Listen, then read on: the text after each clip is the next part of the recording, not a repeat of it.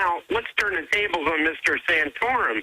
I'm reporting, basically updating an old story today. Rick Santorum started the Penn State College Republicans in 1977 as a freshman, which is kind of odd as a freshman, with the help of a guy named Phil English, former congressman from Erie, Pennsylvania. Now, English was arrested in Erie in the 1980s for soliciting sex from an underage African-American male. This was very much covered up. English was the head of the Pennsylvania College Republicans, helped Santorum start the Penn State College Republicans, and 1977 was the same year that Jerry Sandusky began the Second Mile Foundation. Now, what the... Oh, my gosh, are you saying he could be involved in that ring? I'm saying there's a lot of... There's more than smoke there. There's fire there. And let me just say that I'm on this story, and remember, there was a sportscaster out of Pittsburgh who said, look, the Second Mile Foundation was used to pimp young boys out to the well-heeled donors to that foundation. Well, no, that's the guy that really broke the story that didn't care if they threatened him. That's the guy that broke it. That's right. There's other sources I have in Pennsylvania who corroborated that. And here's the issue with Santorum and Sandusky. We know that Santorum awarded Sandusky some sort of an angel award back in 2002, an adoption angel. He was an adoption angel. But Santorum was one of 3 senators who could, they can hire more staff than members of the House because they have a bigger budget. Santorum was one of 3 senators that was known to hire a lot of staffers, young male staffers out of diversion programs. And remember, Second Mile Foundation was, one of the things they did was divert people from jail and get them, set on a better way, so to speak. They also used pages, congressional pages, Senate pages, to basically hold them in these 3 Senate offices until some of the perverts over on the House side could make their selections, Mark Foley. And so you're saying there he might have been a stabler. Hold on. Can you do 5 more minutes to start at the beginning of this and go right through it? Holy mackerel. Investigative journalist Wayne Madsen's our guest, and I tell you, look, the establishment wouldn't be pushing this gentleman unless they had dirt on him to destroy him. You better know that. We'll be right back. I was bringing up, why are they going after Jesse Ventura? And obviously he could do a third-party run. They don't want that, screwing up how they've selected this election with their ringer, the bought and paid for Mitt Romney, and their other ringer, the bought and paid for, either way they want to do it, Barack Obama. They could play the 2 puppets off against each other. And so clearly they're trying to destroy Ventura with incredible defamation right now. They wouldn't be doing this unless they were concerned. And then he brought up Rick Santorum and connections to the whole Penn State Sandusky situation. So start from the beginning, run through it. For folks that forget what goes on in Congress, you've covered it for years. I don't know, a lot of estimations are, 60% of the Republican leadership? You don't even get recruited in unless you're part of the pedophile network. Skull and Bones, Bohemian Grove are all homoerotic, 110%. Richard Nixon said that to major publications. Just type in Richard Nixon on Bohemian Grove to get Harper's and others. You can actually hear the audio. I can't play it here because of the profanity. So we have to give credibility to what you're saying. But you're investigating this now. You said earlier, there's not just smoke, there's fire. Now, I want you to get into that, but this is obviously something dangerous. First, because people have asked, you did kind of disappear for about 6 months, and you were overseas. You said you were leaving the country because you've been told by a good source they might try to whack you.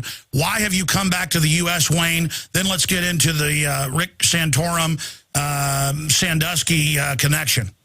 Right. Well, the grass always looks greener on the other side of the pond until you go over there and you find out things are pretty expensive, and unless you have a good support network, it's hard to just relocate, up and move. So we're in an election year.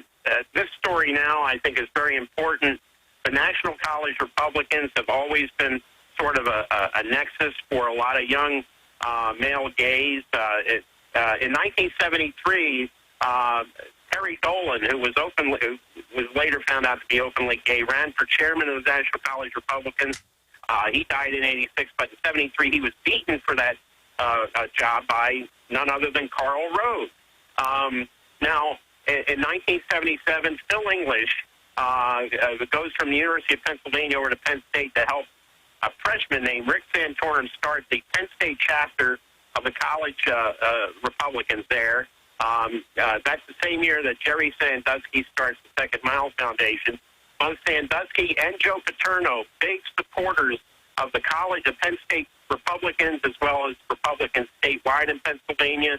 In the 1980s, Phil English is the Santorum's friend, who, by the way, is supporting Romney, but he's still saying that he thinks Santorum is a very good candidate, hedging his bets, no doubt. Phil English, when he was city controller of Erie, was arrested for propositioning an underage African-American male. It was covered up because he was a city official.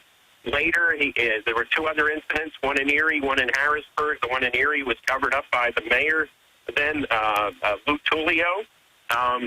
And we have then Santorum going into the Senate, being one of three senators who would get people from the Page system, from the diversion programs, from the college Republicans, to bring them in as staffers and then keep them there until they could be farmed out to House members who, basically, would select who they'd want to work on their own staff. Those three senators were Rick Santorum, Jim Fallon from Missouri, and George Allen from Virginia. And George Allen, I have to say, is running for his old seat this year from the Old Dominion. So these were the three individuals who I was told back in '06 were part of this whole network of recruitment. And this was at the height of, if you recall, the House Page scandal involving a number of members of Congress, including, of course, Mark Foley from Florida, who resigned because of that scandal. So we have, and then we had in 2002, Santorum awarding Sandusky this award as one of the adoption angels. It's quite clear that Penn State, Sandusky, Santorum are involved with one another.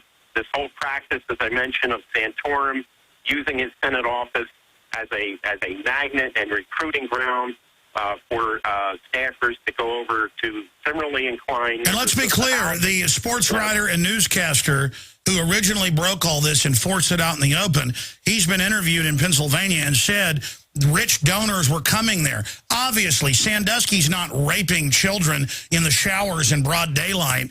If he didn't think, hey, this is, I mean, and of course the police and others, it turns out, knew 15 years ago and did nothing. So this is the tip of the maggot pile.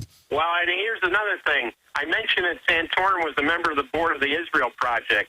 That outfit's chief spokesman and has now shown up at Penn State as the lawyer for Penn State to represent them in this whole pedophile scandal, and that guy is Lanny Davis. So Lanny Davis, who worked with Rick Santorum at the Israel Project, now shows up at Penn State, obviously, and many people think he's there to cover up. So there's a lot more to this than meets the eye.